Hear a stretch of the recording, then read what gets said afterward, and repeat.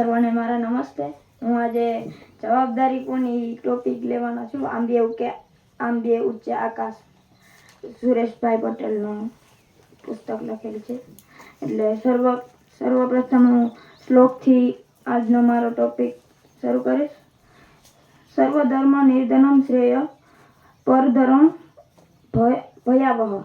અર્થ: મનુષ્ય માટે પોતાના કર્તવ્યમાં મરવું શ્રેષ્ઠ છે, પરંતુ બીજાના ધર્મમાં અપનાવવો અત્યંત ભયંકર છે। આ શ્લોકમાં મહત્વ રાખે છે કે દરેક વ્યક્તિઓ પોતાની જવાબદારીઓ, કર્તવ્યો અને ધર્મનું પાલન કરવું જોઈએ। પોતાને કર્તવ્યો સારું કરતા મરવું પણ યોગ્ય છે, પણ બીજાના જવાબદારીઓની ચિંતામાં જીવન જીવવું તેના દૂર રહેવું ભયંકર છે।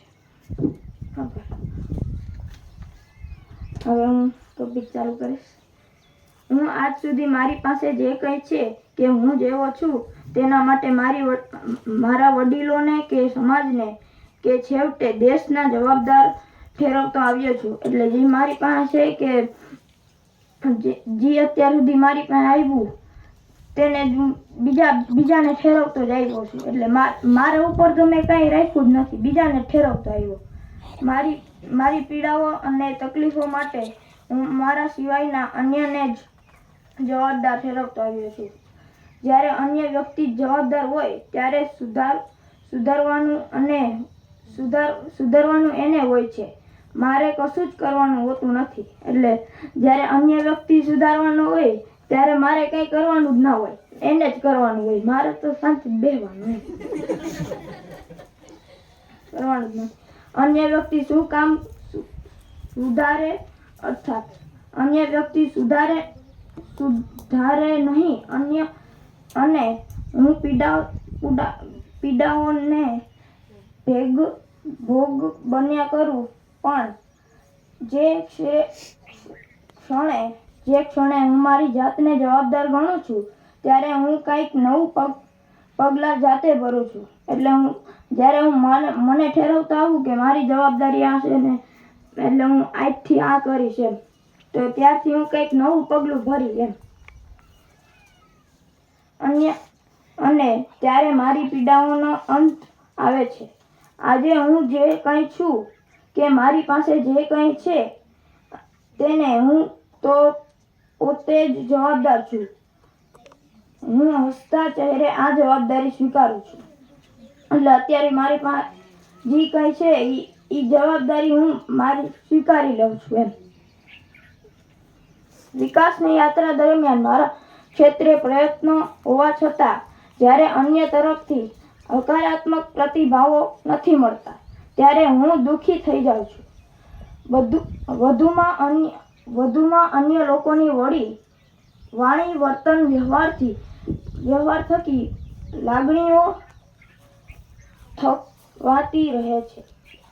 આ તમામ સ્થિતિઓમાં સામાન્ય રીતે મારા મનમાં એવો સૂર ઉઠે છે કે આ એક વ્યક્તિ સુધારી જાય તો મારા તમામ પ્રશ્નોનો હલ થઈ જાય, અથવા આ એક પરિસ્થિતિ બદલાઈ જાય તો બસ ભયો। પરંતુ વાસ્તવિક જીવનમાં એક બનતું નથી। ચાલો આપણે આ સમજવાનો પ્રયત્ન કરીએ। મોટા ભાગે આપણે પોતાની જાતનું મૂલ્યાંકન પોતાના હેતુઓ ક્યાં છે એ સંદર્ભ કરીએ છીએ, જ્યારે અન્યનું મૂલ્યાંકન એ શું બોલે છે કે શું કરે છે, વર્તન એ સંદર્ભ કરીએ છીએ। આ બેવડું ધોરણ જ સંઘર્ષ જન્માવે છે। પ્રત્યેક વ્યક્તિઓના વર્તન પાછળ એક નિશ્ચિત હેતુઓ હોય છે। જ્યારે એ હેતુ આપણા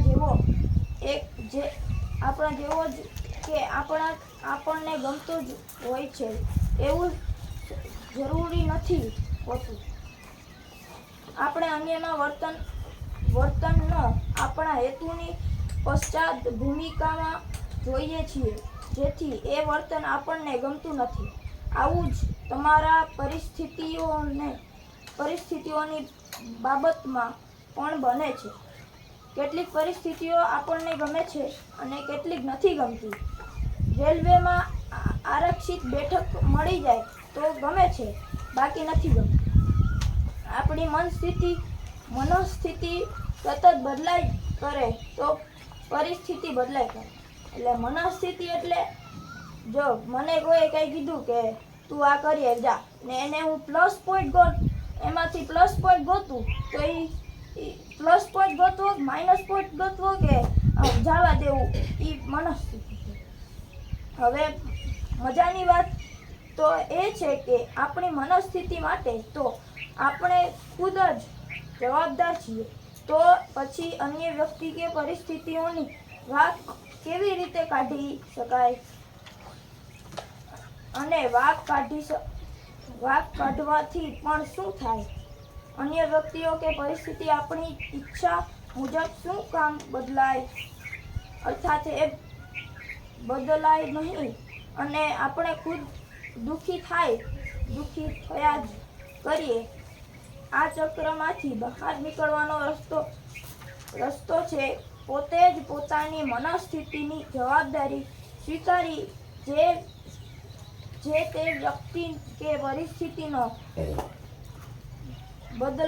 બદલવા માટે પણ પોતાની જાતને જવાબદાર ગણી એવા પગલાં લેવા કે એ વ્યક્તિ કે પરિસ્થિતિ આપોઆપ બદલાય.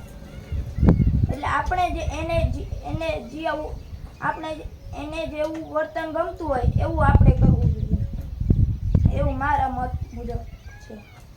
આ માટે પ્રયત્નો કરવા પડે છે, પણ આનંદ એ વાતનો હોય છે કે આપણા પ્રયત્નોનું નિયંત્રણ આપણા હાથમાં હોતું જ નથી.